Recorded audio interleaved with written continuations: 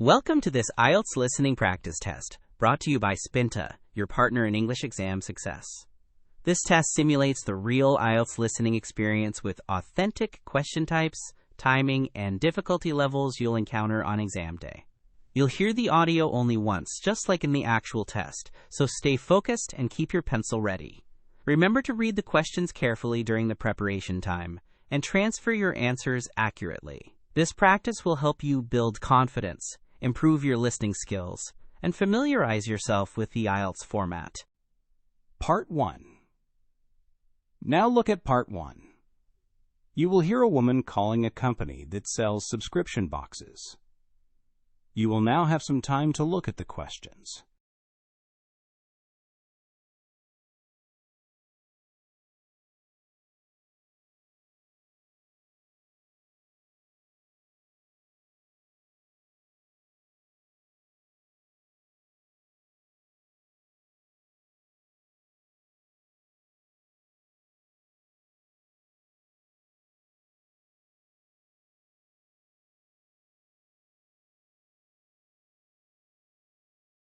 Good afternoon, the Good Box Company. Daniel speaking.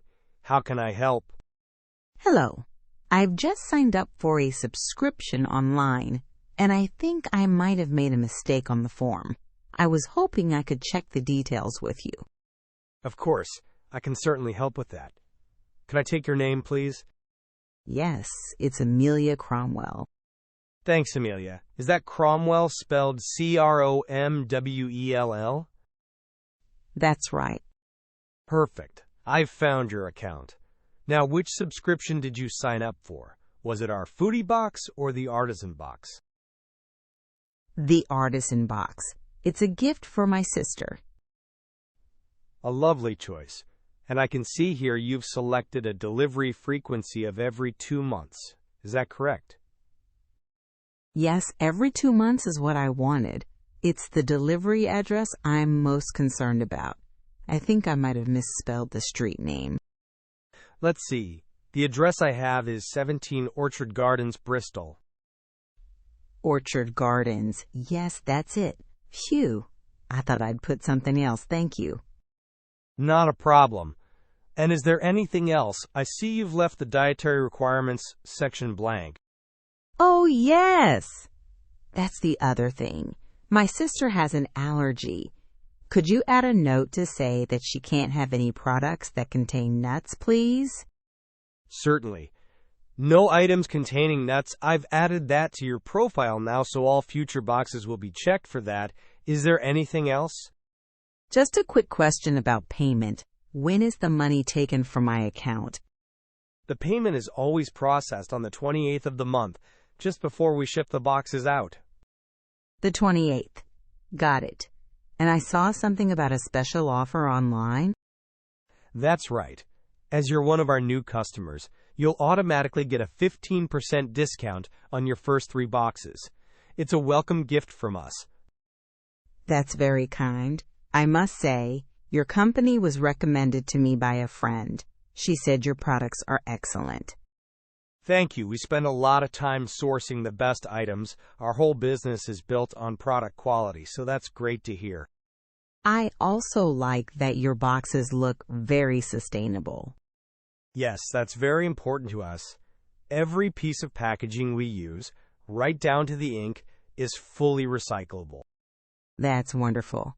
If I have any other questions later, what's the best way to get in touch? The quickest way is to use the contact form on our website. It goes directly to our support team, and we can usually reply within a couple of hours. The contact form. Perfect. Thank you for all your help.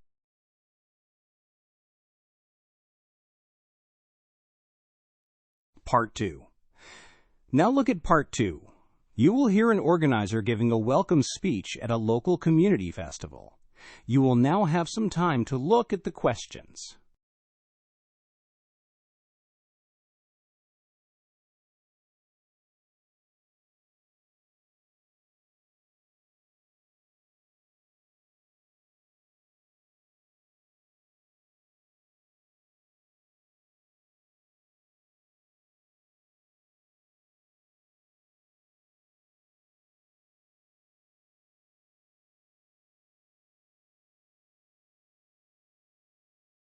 Hello everyone, and a huge welcome to the annual West Bay Community Festival. My name is Grace, and on behalf of the whole organizing team, it's a thrill to see so many people here today. This festival has become a real highlight of our town's calendar, and it's hard to believe we've been running it for over a decade now. It started as a small get-together in the park, and has grown into this wonderful, large-scale event.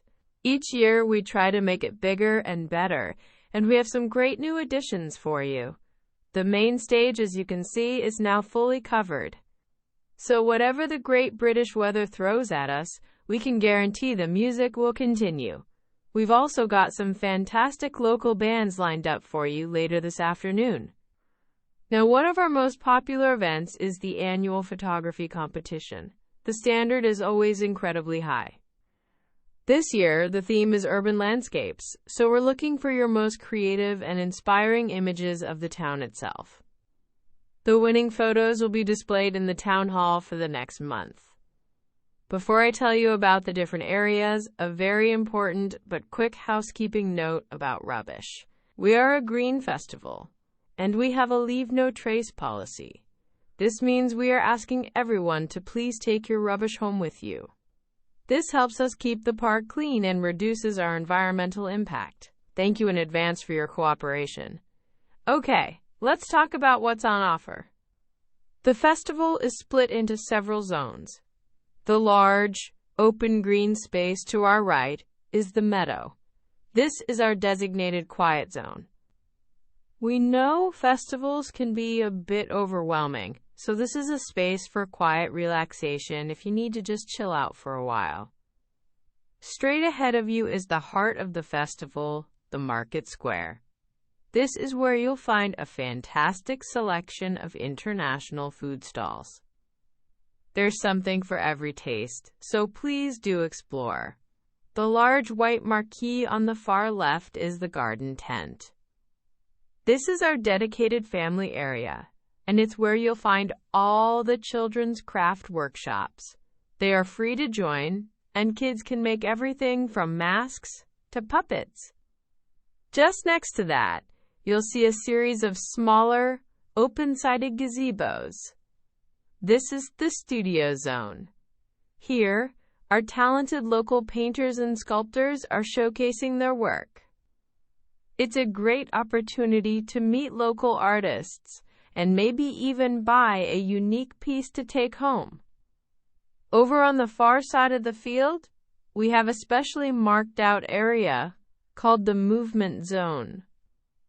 Throughout the day, this space will host performances by local dance groups, from street dance to salsa. And last but not least, tucked away behind the main stage is the Heritage Corner. Our local history society has put together a fascinating display with old maps and photographs, offering information on local history. It's well worth a look. Right, that's all from me. The festival is officially open. Have a fantastic day.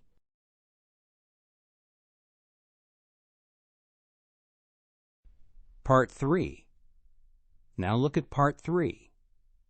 You will hear two students, Chloe and Omar, discussing their research project on sleep deprivation with their tutor, Dr. Peterson. You will now have some time to look at the questions.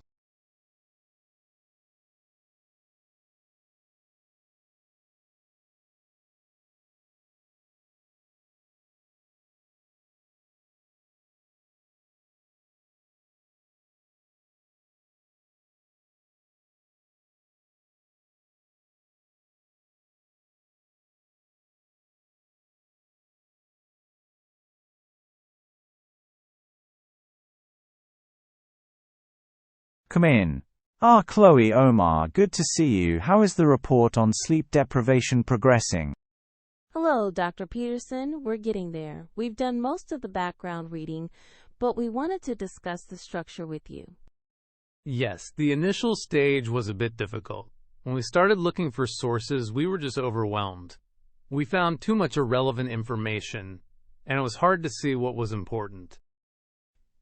I felt the same. It's such a broad topic. A common problem. That's why a clear structure is so vital. I've read your outline. Let's look at the first main section on the biology of sleep. You have a lot on sleep cycles here. We thought it was important to explain the science first. It is, but you need to make sure you're always linking it back to your central argument about deprivation. Right now it reads a bit like a biology textbook. It needs a clearer connection to the main topic of your report. Okay, so we need to add more explicit links. We can do that. Good. Now, your section on the causes of sleep deprivation, Omar, you mentioned you were looking at the role of technology. Yes, and the results were really interesting. I always thought the main problem was the blue light from screens affecting melatonin. But the research I found suggested that while that's a factor, the psychological stimulation from phones and social media is the main issue. It keeps the brain in an alert state, which makes it very hard to switch off. That's an excellent point to highlight. And Chloe, your case study on shift workers. I found a great long-term study. I think it's powerful because it really illustrates the long-term health consequences. It's not just about feeling tired. It links sleep deprivation to serious illnesses. Perfect. A strong case study is essential. What about your final section on solutions? You've listed a lot of different strategies. We were thinking it might be a bit messy. Maybe we should categorize them? Yes, I agree. We could separate them into individual and societal solutions. So things like sleep hygiene would be individual, and things like changing work culture would be societal. An excellent idea. That will give the section a much clearer focus. Okay, let's quickly agree on some action points. Chloe, that section on sleep cycles, it could use a visual aid. Okay, I'll create a new diagram to show the different stages of sleep. Great, Omar. Some of the statistics you've used on technology use are from 5 years ago. They could be stronger. Right. I'll find more recent statistics for that section. And there is a lot of technical language in here. It might be helpful for the reader if we add a glossary of terms? Good idea. Wait, a glossary is a lot of extra work. I'll tell you what, send me a list of the key technical terms, and I will draft a glossary for you. But Chloe, your reference list is in 2 different formats. Oh, right. My mistake. I'll reformat the reference list so it's all consistent. And Omar, when that's all done, someone needs to write the final summary. I can do that. I'll write the summary once all the other parts are finalized. Perfect. This is shaping up to be a very strong report.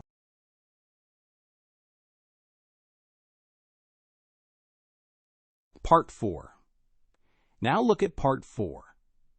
You will hear part of a university lecture on the subject of geoglyphs. You will now have some time to look at the questions.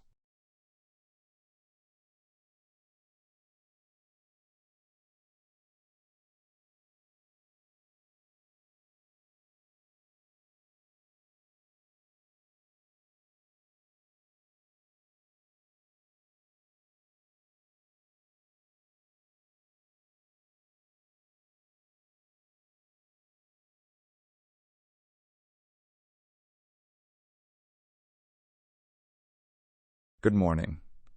In this final lecture on ancient art forms, we are going to look at one of the most mysterious and visually stunning, geoglyphs. A geoglyph is a large-scale design or motif produced on the ground. The word comes from the Greek geo, meaning earth, and glyph, meaning carving. These incredible artworks are found all over the world, but how are they made? Typically, they are created by arranging or moving objects like stones, or, more commonly, by removing parts of the Earth's surface to reveal the ground underneath. For instance, many are made by clearing away the dark, weathered desert rocks to expose the lighter-colored soil below. When we think of geoglyphs, most of us immediately think of the Nazca lines in Peru. and for good reason. They are arguably the most famous example, primarily because of their immense scale and their extraordinary complexity. There are hundreds of individual figures, ranging from simple geometric lines to elaborate depictions of animals like hummingbirds, spiders, and monkeys. The sheer size of these designs means they can often only be fully appreciated from the air. One of the key questions is, how have they survived for over 2,000 years? The answer lies in the unique climate of the Nazca Desert Plateau. It is one of the driest places on Earth, with very little rain or wind. This incredibly stable environment has led to their remarkable preservation. Of course, the great mystery surrounding the Nazca lines is their purpose. Why did an ancient civilization invest so much time and effort into creating art that they themselves could likely never see in its entirety? There is no single answer, but many theories relate to water, which in such a dry region would have been critically important. Some researchers have proposed that the lines are connected to irrigation, or were part of a ritual to summon rain. Another prominent theory links them to astronomy. A significant number of the long, straight lines have been shown to align with important celestial events. For example, some point directly to the position of the sun on the horizon during the summer or winter solstice. This suggests they could have functioned as a kind of giant astronomical calendar. The animal figures are thought to have a more symbolic meaning. They may have represented deities or been used as sacred pathways during spiritual rituals, with people walking along the lines in ceremonial processions. Research into the lines has evolved dramatically over the years. In the past, archaeologists had to painstakingly map them on foot. Today, modern technology has revolutionized the field. The use of satellite photography, in particular, has allowed researchers to discover hundreds of previously unknown figures hidden from view at ground level. However, this ancient wonder faces modern threats. Despite conservation efforts, there is a constant risk of damage, especially from tourism and the tracks left by off-road vehicles. This highlights the ongoing challenge of protecting our global heritage. Ultimately, the Nazca lines serve as a powerful testament to the sophisticated environmental knowledge of ancient cultures. They understood their landscape in a way we are only just beginning to appreciate. Their ability to create such lasting monuments is a legacy that continues to fascinate and mystify us. Next week, we will begin our new module on